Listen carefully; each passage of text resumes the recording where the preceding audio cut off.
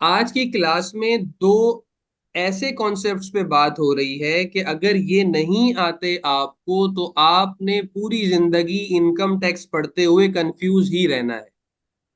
अगर ये दो कॉन्सेप्ट्स आज क्लियर हो गए तो पूरा ऑर्डिनेंस और पूरी जिंदगी प्रैक्टिस करते हुए बहुत आसानियां पैदा होंगी। सबसे पहला है रेवेन्यू रिसीट।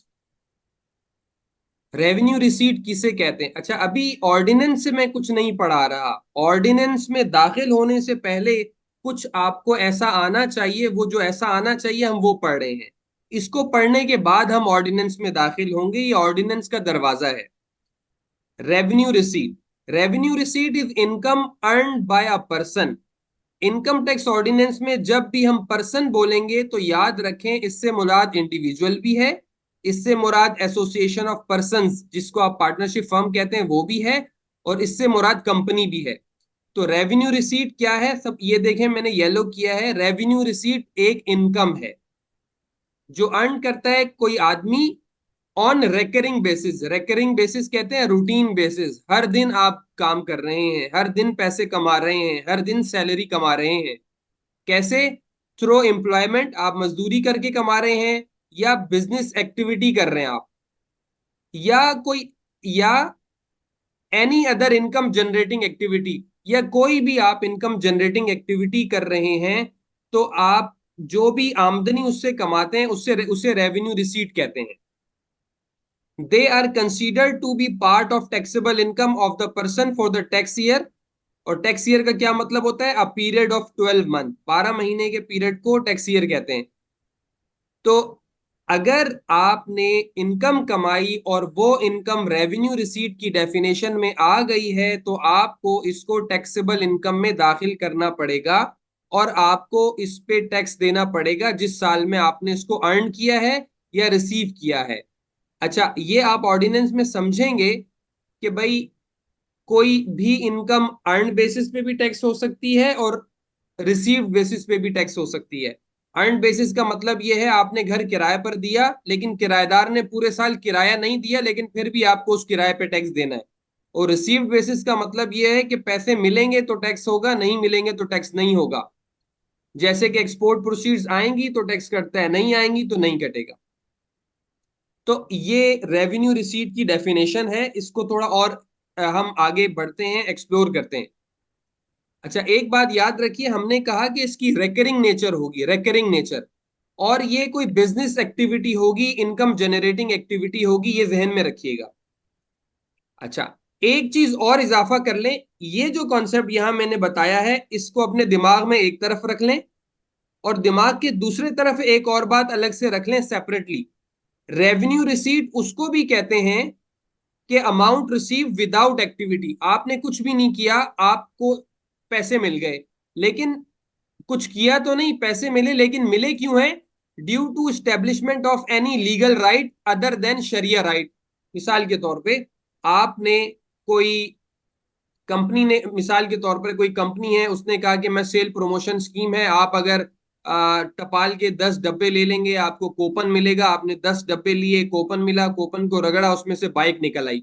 तो क्या ये आपकी रेवेन्यू रिसीट है? यस, आप बोलेंगे आज के बाद है। क्यों? क्योंकि हमने यहाँ पढ़ा था कि लीगल राइट स्टेब्लिश हो जाए।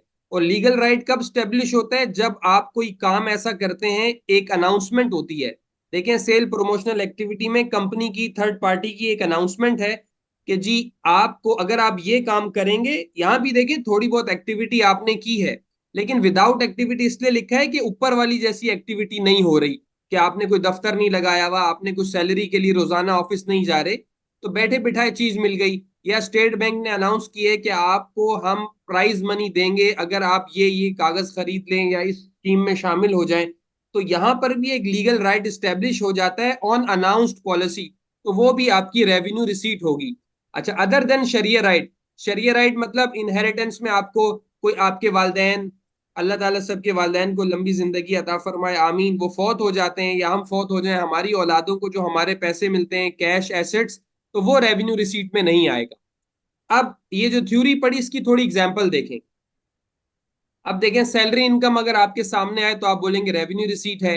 रेंटल इनकम रेवेन्यू रिसीट है। Sale of goods revenue receipt है। इंटरेस्ट इनकम, कोई जो कोई इंटरेस्ट इनकम कमाता है, dividend income, rental income, royalty income, ये सारी की सारी क्या है? रेवेन्यू रिसीट है। ये सारी रेवेन्यू रिसीट है, इसीलिए टैक्स होती है। अच्छा, gain on sale of assets, आपने एसेट से मुराद यहाँ, ये मैं आगे आपको बताऊंगा जब कैपिटल गेन पढ़ेंगे। यहाँ पर पर्सनल एसेट्स और बिजनेस एसेट की अलग अलग बात होती है, लेकिन आप इस एसेट से मुराद बिजनेस के एसेट ले लीजिए या बिजनेस की इन्वेंट्री ले लीजिए।